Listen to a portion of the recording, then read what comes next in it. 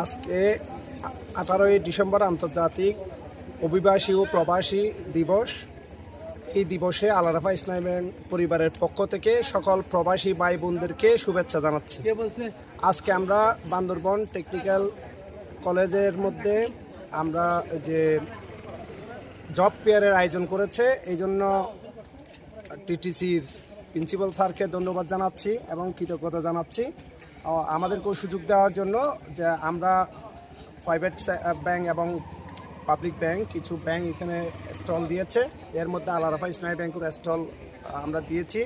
এখানে অনেকগুলো মানুষ এসেছে যারা বিদেশ গমন করবে এবং বিদেশ থেকে ফেরত এসেছে আবার বিদেশ যাবে, কিংবা যারা টেকনিক্যালের বিভিন্ন লাইনে পড়ালেখা করছে, যারা বিদেশ যাওয়ার জন্য মূলত প্রস্তুতি নিচ্ছেন, তারা এখানে এসেছেন।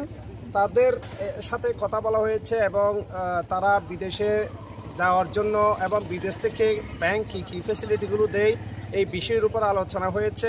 এবং 193টি দেশে বিশ্বের যে বাংলাদেশ থেকে লোক নেই ওই বিষয়টা প্রিন্সিপাল স্যার অবগত করেছেন এবং কোন কোন ট্রেডে কোন কোন বিষয়ে দক্ষ হলে বেশি টাকা রেমিটেন্স আর্ন করা যাবে এবং বাংলাদেশকে সমৃদ্ধ করা যাবে, এই বিষয়গুলো আমাদের প্রিন্সিপাল স্যার তুলে ধরেছেন। এখানে সবচেয়ে অ্যাট্রাকটিভ একটা বিষয় হচ্ছে আজকে এই জব ফেয়ারের মূল প্ল্যানটা ছিল যারা বিদেশ যেতে চায় তারা এখানে সিবি ড্রপ করবে এবং এই সিবিগুলো বাছাই করে পরবর্তী রিক্রুটিং এজেন্সিগুলোর সাথে সরকারি বেসরকারি বিভিন্ন কোম্পানিগুলোর সাথে কথা বলে উনি জব তৈরি করবেন। ওই সিবির রিকুইজিশন অনুসারে তাদের যোগ্যতা অনুসারে উনি সরকারি ফ্রিতে চেষ্টা করবেন যাতে এই লোকগুলোকে বিদেশে পাঠায় বাংলাদেশের অর্থনীতিকে সমৃদ্ধ করার জন্য অবদান রাখতে পারি। ওনার এই উদ্যোগটা আসলে খুবই সুন্দর, আমার খুবই ভালো লেগেছে। আমরা ব্যাংক এসেছি, ব্যাংকের পক্ষ থেকে আমরা অ্যান্টি মানি লন্ডারিং বিষয়গুলো তুলে ধরেছি এবং আমাদের ব্যাংকে যে ইন্টার্নশিপের সুযোগ আছে সেটা তুলে ধরেছি।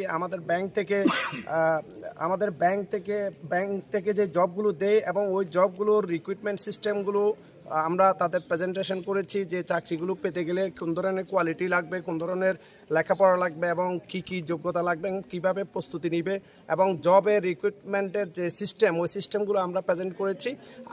আশা করছি এর দ্বারা ওরা অনেক উপকৃত হবে।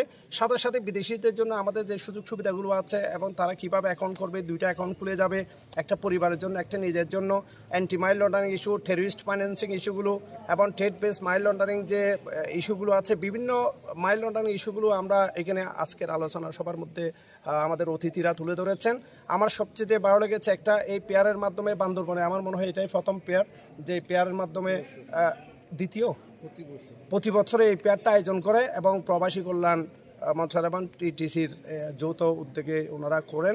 এখানে আমি ফার্স্ট এই বান্দরবনে এসেছি, এখানে প্রথম জয়েন করে আমার খুবই ভালো লাগছে এবং ধন্যবাদ এবং কৃতজ্ঞতা জানাচ্ছি আল আরাফা পরিবারের পক্ষ থেকে এবং আমাদের ব্যক্তিগত পক্ষ থেকে। আশা করব আপনারা আল আরাফা ব্যাংকে আসবেন, অ্যাকাউন্ট খুলবেন। আধুনিক যত ব্যাংকিং ফ্যাসিলিটি আছে সবগুলো আমাদের এখানে আছে। যারা বিদেশ ফেরত আসবে তারাও এখান থেকে লোন নিয়ে আবার দেশের মধ্যে কাজ করে স্বাবলম্বী হতে পারবেন এবং কেউ উদ্যোক্তা হতে চাইলে তাদের জন্য স্টার্ট আপ লোন আছে।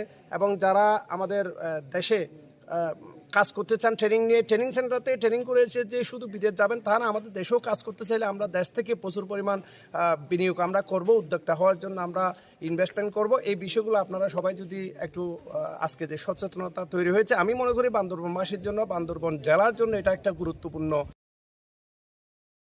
শেখানো হয়, সেই ট্রেডগুলো সম্পর্কে জানবে এবং টেকনিক্যাল কলেজ টিটিসি যে কাজগুলো করে এই কাজগুলো সম্পর্কে জানবে এবং বেশি বেশি টেকনিক্যাল লাইনে আরও স্টুডেন্টরা সম্পৃক্ত হবে এবং দেশের উন্নয়নে তারা অবদান রাখবে, বিদেশে গিয়ে রেমিটেন্স পাঠিয়ে দেশকে সমৃদ্ধ করবে। ধন্যবাদ সকলকে।